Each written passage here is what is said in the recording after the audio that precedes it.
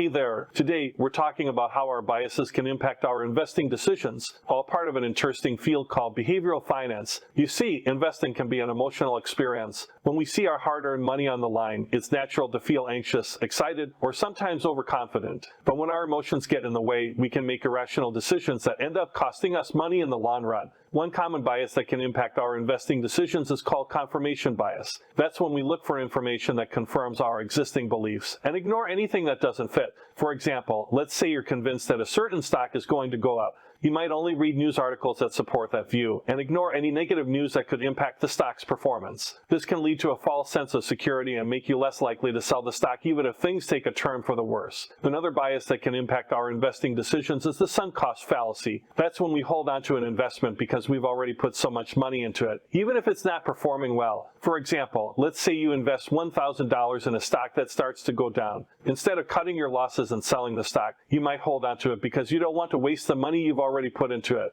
But this can end up costing you even more money in the long run if the stock continues to decline. Another bias that can impact our investing decisions is the fear of missing out, or FOMO for short. When we see other people making money on a certain investment, we can feel like we're missing out if we're not invested in it too. For example, let's say you hear about a hot new stock that everyone is talking about. Even if you don't know much about the company, you might feel pressure to invest in it because you don't want to miss out on potential gains. But this can be a dangerous mindset because it can lead you to make impulsive decisions without doing your due diligence. The key is to be aware of our own biases and emotions when it comes to investing. When we're aware of our biases, we can take steps to overcome them and make more rational decisions. Investing is not boring, but sometimes the most successful investors are more logical and disciplined than emotional. Thanks for watching. Please hit that subscribe button and happy investing.